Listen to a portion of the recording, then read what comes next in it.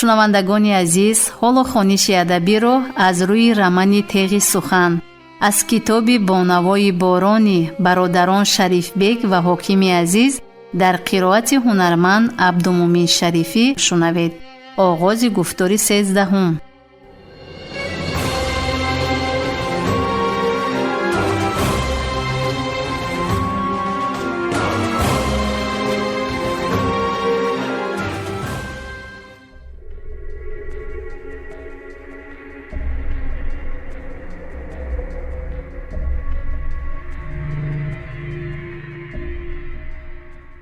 ارومند سمندر را دیده دم لیکانده نزدش نآمد.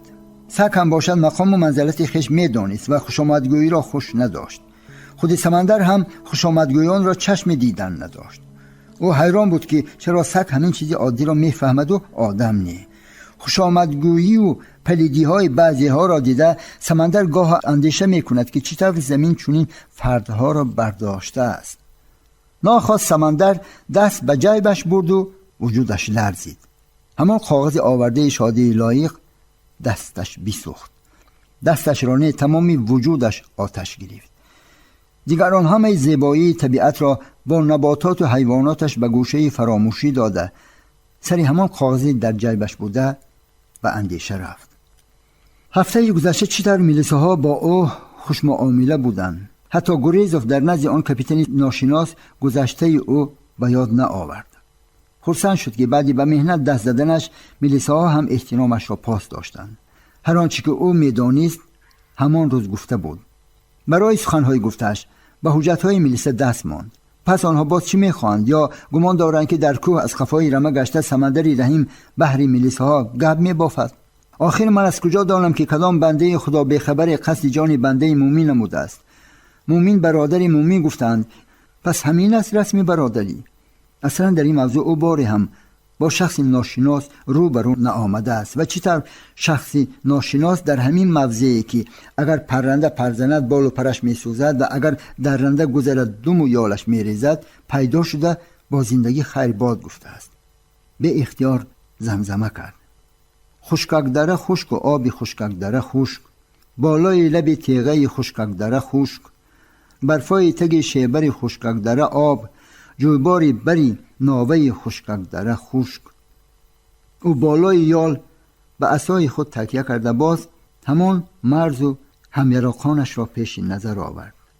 بجز خورشید میروف که در آن شبی تار از پشت تیر خورده بود و کماندیرشان پر پاشگ یتیم افتاش از 7 نفر دیگر دامنگیر بود.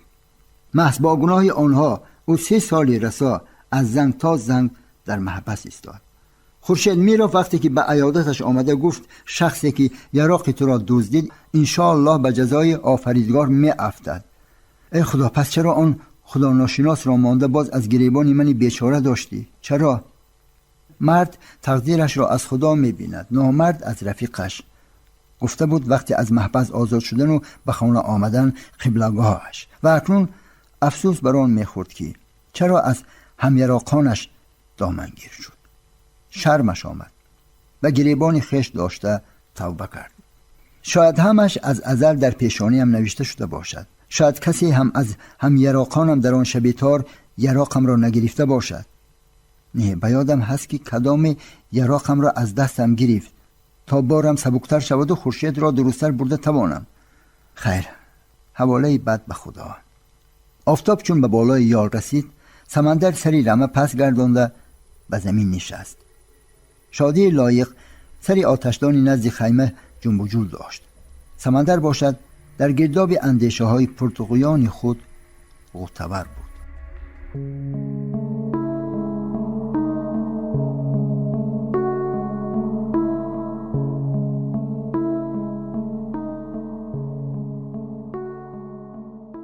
بعدی رفتن این گردآفرید سرول دوران به قرار آمد که عموماً با گلاباد رفتن لازم نیست. برای به چنین قرار آمدن او اساس هم داشت. چی لازم بود او را طی 2 روز رفته در کوه و کمر گشتن، مادامی که او در کجا بودنی بارا نغز می دانست. همش با آن وابسته که لیلی 2 روز پس چی خبری نوی می آرد. اگر در حقیقت وضع متشنج باشد در آن صورت جایی پنهان کرده بار را نشان دادن لازم می آید. بهتر می شد که خود لیلی تنها می آمد. در آن صورت موافق مصلحت پیشکی هر دو به نزد آن خرسنگ عظیم جوسه می رفتند و خلطه بار را کشیده می برآوردند. لیلی از دو سر اعتراض نخواهد کرد، چون که خود او سفارش داده بود که چون بار را یافتم آن را به یگان جای بی‌خوف‌تر درستتر پنهان نمایم. رفت اگر شیخ یگان نماینده دیگرش را همراه لیلی فرستاد هم باکی نیست. او هر دو را از روی صحنه‌چه تحریزی شده طی 2-3 ساعت در کوه و کمر در سرگاه آخرین صالح جلیل راه بلدی نموده، چون هر دو به جان آمدند در بازگشت از راهی پیش خرسنگ می‌گذراند. در آن صورت نورن علی نور می شود، نه سیخ می سوزد و نه کباب. در اولی شب دوران از فکر پیشترش گشت. 2 روز در خانه نشستن این برابری به قتل خویش حکم برآوردن بود. اگر درباره سفر او لیلی به شیخ خبر دهد و هر یک قدمی او الکی در زیر نظارت باشد چی؟ عجیب که چرا آنها به محفل همدلان نام گذاشتند. آنها همدل باقی باشند، همدلانند و به مرگ زیر دستان امر می دهند. با صالح جلیل چی کردن؟ خدایا مرا از این محفل خونخوار نگهبان بشو. اگر همدلیش همین باشد الحذر از چنین همدلی.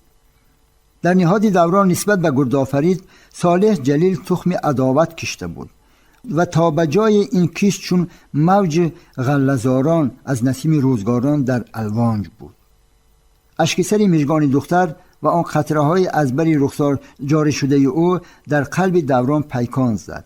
ضربه آنقدر نشان رس بود که اگر ترس شیف نبودی دوران آن زیبا صنم با آغوش گرفته و سر و رخسار او بوسه باران کردی. دل ضعف و زعفرانی دختر که سراپا زرد بود در قلب جوان طغیان برافکند. از نهاد شمشیر عدالت برون جسته بهر دفاع محبت که رمز زندگی است تیغ عدالت بر ریشه تخم عداوت زد. این را سبب چی بود؟ او نمیدانست. به هر حال نیمی دلش به دختر میل داشت و با نیمی دیگری دلش که او را از این راه باز داشتن میخواست در نبرد بود. چون او خود را در چنین احوال بدید گذشته خویش به یاد آورد. ببین در زندگی او همه چیز را داشت.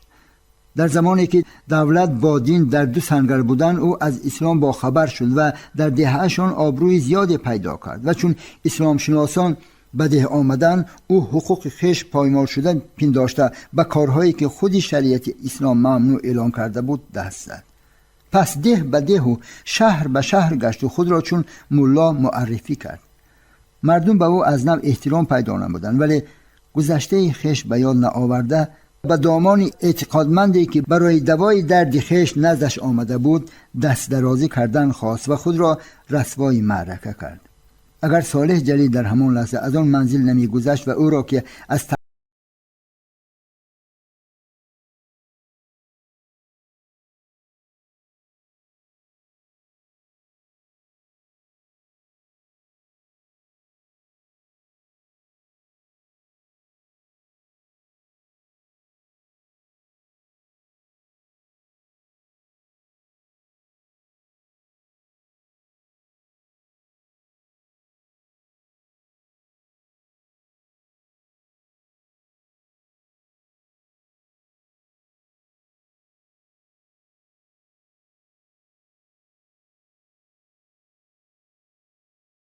هم او گذشته خویش به یاد نآورد و باری آورده صالح جلیل را برده پنهان کرد.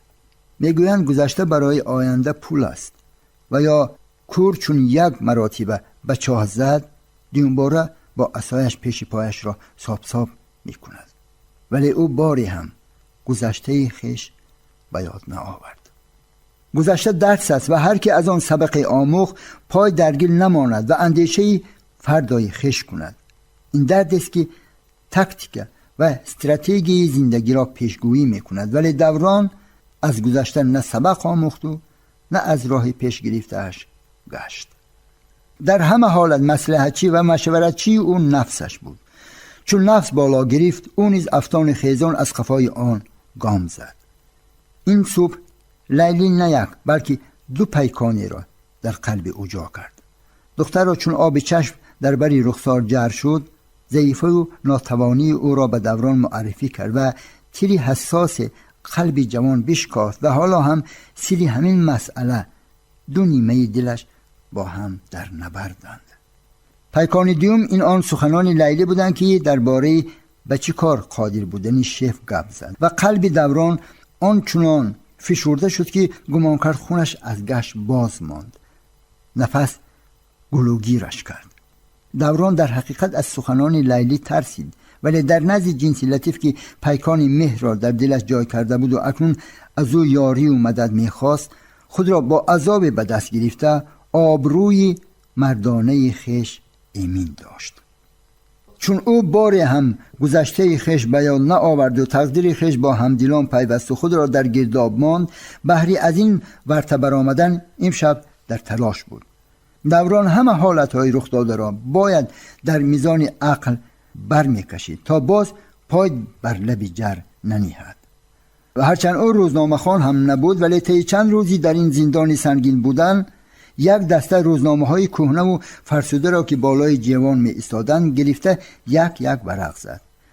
در یکی از روزنامه ها او حالنامه کاتب دومی کمیته مرکزی KPSS میخائیل سوسلوف را خواند و چون این منصب کلان رسیدن سوسلوف را در روزنامه چنین شرح داده بودند که روزی نبوده است که میخائیل اندریویچ گذشته خویش به یاد نآورد و برای از یاد نبرآوردن گذشتهش او چارق‌های از علف لخ داشته خویش را که زمان پای اصال دوره جوانیش بودند بالای دری برآمدگاه خانهش آویزان نموده است. هر صبح هنگام از خانه برآمدنش چشم کاتب دومی دولت پراقتدار جهان SSSR به آن چارق‌ها بر میخورند و میخائیل اندریویچ به خود میگفته است: میشه فراموش نکن که تو کی بودی و کی شدی. چون این یک مردی بزرگ هر روزه گذشته خویش به یاد آورده پس به کار می رفته است. من باشم. افسوس و ندامت فایده ندارد. ندا آمد از قلبش. اصلا او قلب خویش هیچ نفهمید که نفهمید. گاه در نل می زند و گاه در میخ. محسمین درویگی قلبش او را از قدمی بد نهادن باز داشت. نه، او را لازم بود که سری مسئله فرد در نزدش ایستاده اندیشه نماید که آیا می سزد به گلاباد رفتن. من باید به آنجا روم. به موضع گلاباد رفتن این پیش از همه برای من یک الفبای معتمد می شود. اگر رفت از قفایم هم نظارت باشد، آنها از راه بیرون مرا دنبالگیر شده نمی توانند، چون که در محلی خشکک دره اگر پشه پرزند به چشم می تابد. در آن صورت من تمام موضع را گرد خواهم گشت. بگذار آنها باور نمایند که من رفتم و به چنین عمل با خواهش گردآفرید دست دادم. از این علبی با اعتمادتری نیست.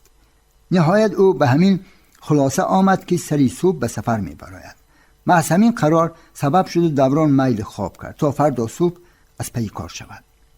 اگر دوران میل خواب نمی کرد چون شبهای گذشته آینه نیلگون را تا آخر تماشا می کرد، خبر اخبار کریمینالی را می شنید و شاید درباره سفری در پیش ایستاده‌اش فکر و عقیده‌اش دیگر می شد.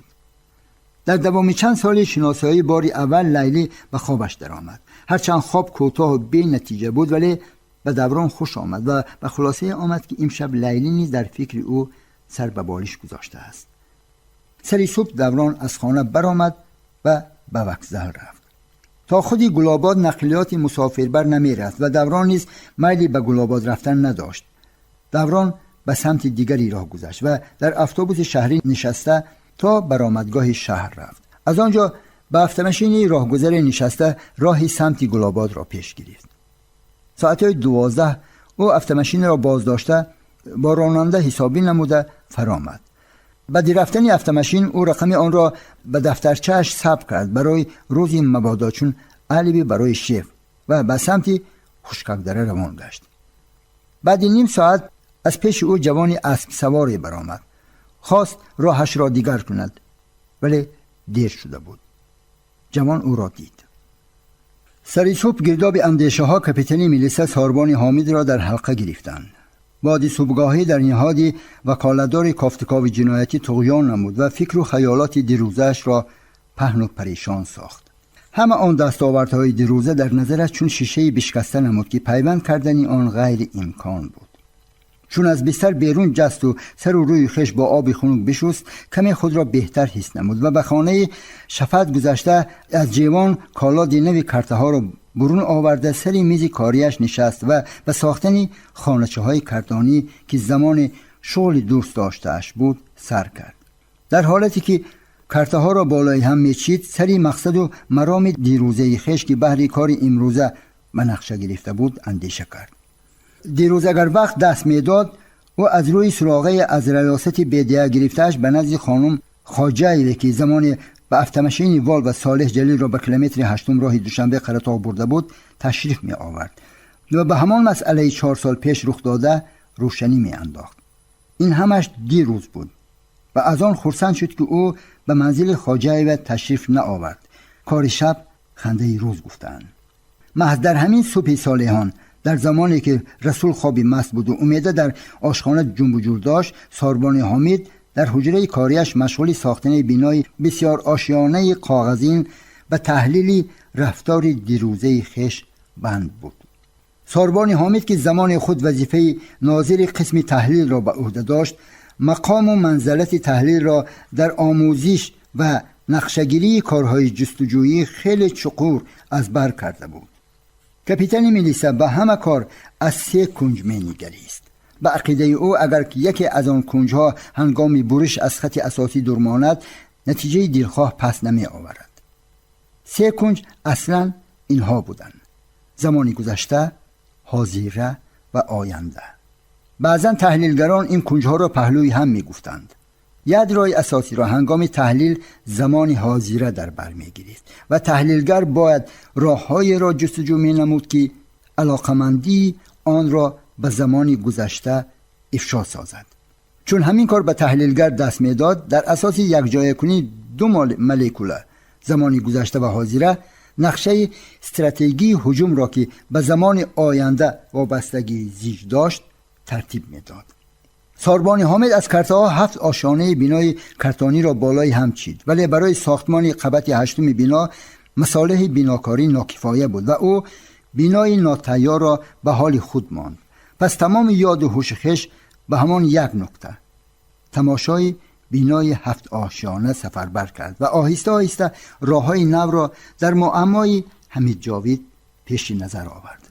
در حقیقت او وضع حمید جاوید و عموما نهایت ناحیه گلاباد را نقص میفهمید و میبایست علاج نموده روشنی می انداخت، ولی هر یک حرکت ناجا می توانست مهلت کشاده شوی جنایت را هفته‌ها و یا ماه‌ها به قفا پرتاید. در آن صورت درجه زیان از فایده بلندتر می شد. به همین خاطر او در همین صبح صالحان بار دیگر آن جامعه در اختیارش داشته را از نو چین کرد، ولی در برش آن تحمل نمود. اون مقال خلقی 7 بار چین کنی 1 بار ببر را، نه 1 بار و 2 بار سرمشق کار خش کرده بود و باری هم زیانی ندید.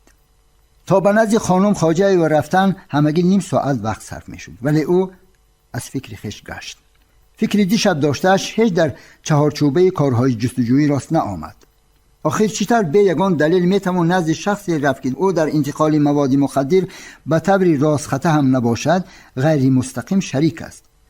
بگذار شریک هم نباشد، ولی او از این کار باخبر است و میبایست همچون قرض شهروندی بهر پیشگیری کردن جنایت به میلیسه خبر میداد. مادامی که او چنین یک جنایت را که خونی هزاران نفر میریزن پنهان نمود، پس کنی کفالت که امروز در این باره سخن به زبان آرد. این برابر آن است که تیشه بر ریشه خش زنی و هیچ یک آدمی سالم عقل به میلیسه 34 سال پیش داشته خش را که اثبات کردنش غیر امکان است نمیکشاید. صبحانه تیار در را کشاده خبر داد امیده. ساربان حامد از جای برخاست و بار دیگر به آن عمارتی نیم تیار کاغذی خش نگریسته به آشخانه رفت. خوش، کارهایتان چخیل؟ کارها بد، پاسخ داد او و دست به نان برد. چخیل بد؟ همین خیل، عادی. نمیخوای من به گلاباد روم؟ راستی نمیخواهم.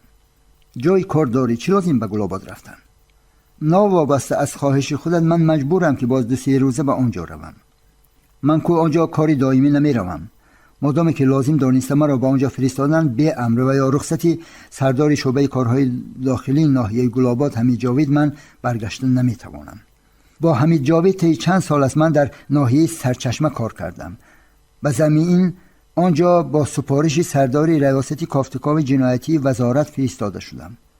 موقتاً، میفهمی؟ موقتاً. نخواد به جز خودت دیگر کس نباشد. خیر، رفته آمدی، اکنون بگذار دیگر کس را فرستند. ما در آن جای سری معمای مین آب کرده گشتیم و چون نوگ گره به دست آید من 1 ساعت دیگر در آن محل نمی ایستم. در 17-18 روز آن نوع گره گفتگیت به دست نآمد، پس در 2 روز به دست می آید؟ برکت در سر یک دانه گفتند. شاید در همین 2-3 روز کارمان نتیجه دهد. صدای زنگ در بلند شد و امید از جای برخاسته لحظه پس همراه نجیب به خانه در آمد. خیریت می آمدید؟ برادر را دیده از جای برخاست ساربانی حامد و نجیب را به آغوش گرفته از صمیم قلب برای دانشجو شدنش تبریکش نمود و سپس همراه نجیب به مهمانخانه گذشت. امید دسترخوان گسترد و نجیب را خیر مقدم گفت. از خانه و یار و اقربا پرسان شد. همه صحت سلامت. سلام گفتند. ساربانی حامد با ساعت همراه برادر صحبت کرد. نجیب گفت که شب در راه ماندند، در کبودجر. اکنون من 2-3 روز باز به گلاباد می روم. دانشجو شدن آسان نیست. عقلت را در جایش گیر. از درس ها خفا نمان. تأکید کرد ساربان برادر را و با اهل خاندان خداحافظی نموده بیرون برآمد. سپس در اتوبوس نشسته به قسم شرقی شهر رهسپار شد. نیم ساعت او پس در شعبه کارهای داخلی ناحیه مرکزی با حضور سردار میز خدمت شناسنامه‌دهی کاپیتان میلیسا رجبلی طلب درآمد. چون صاحب اتاق مطلب او بشنید، نام و نسب خواجه را به کاغذ نوشته پیش دریچه نه چندان کلان گذاشته تگمچه زنگ را پخش کرد. دختره که از اتاق کاری شفت دریچه را گشاده آن کاغذپاره را بگرفت و از نو دریچه را پوشید. صاحب اتاق با پیاله چای ریخته پیش مهمان گذاشت و خود سرگرمی به ترتیب آوردن حجت‌های در بالای میزش پهن و پریشان بوده شد. تخمینا بعد 15 دقیقه باز همان دریچه گشاده شد. صاحب اتاق در حالتی که سرگرم کار خویش بود آواز دریچه بشنید، مگر که یک لحظه قامت خویش راست کرد و آن کاغذ را بگرفت و لحظه آنها را از نظر گذرانیده سپس به طرف مهمان نگریسته به دستش داد. ساربانی حامد سراول به فرم F1 و سپس به ورقه به قدگیری خواجه نگریست. در حقیقت نه در آش و نه در ماش عیبی ندید. خواجه و در همان منزلی که سراغش را در حجت‌های بدعت دریافته بود زندگی می‌کرده است. از روی رسم در فرم F1 دختره که 17-18 ساله را دید و چون به سنه تولدش نگریست فهمید که از وقت رسم گرفتن تا به امروز 6-7 سال گذشته است. خالی بین ابروان دختر بر علا نمودار بود. با طلب ساربانی حامد نسخه هر 2 حجت برداشته شد و او خداحافظی نموده راست به نزد سردار بخش کافتکاو جنایتی پسپرکاونیکی میلیسا کاولچوک الگ یفریموویچ رفت و او را از مقصد تشریف خویش آگاه ساخته یاری پرسید. الگ یفریموویچ مرد پست و بلندی های زندگی را میفهمیدگی بود که یک باره به سؤال مصاحبش جواب نداد. بعد اندیشه زیاد او به طرف ساربانی حامد نگریسته گفت که میبایست در این باره به ناظر منطقوی مصاحب میشد. به هر حال او به مردم نزدیکتر است. ساربانی حامد از جای برخاسته خواست با پسپرکاونی کاولچوک خداحافظی نماید، ولی خودی الگ یفریموویچ به این کار مانع شد.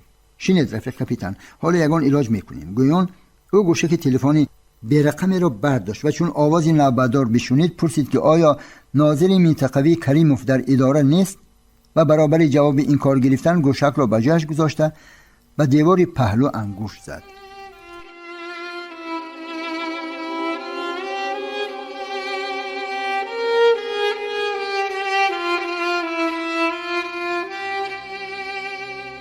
سامیان عزتمند، یادرس می شویم که شما خوانش بدیعی رو از روی رمان تیغ سخن از کتاب بانوای بارانی برادران هم مؤلف شریف بیگ و حاکم عزیز در قرائت هنرمند عبدالمومن شریفی شنیدید. در تهیه گفتار سهم گذاشتند کارگردان مغفرت ناصر و محرر لطفیه قربانова. پایان گفتار 13 دوستداری وطن و دارایی‌های معنوی آن ادبیات و فرهنگ و هنر باشد.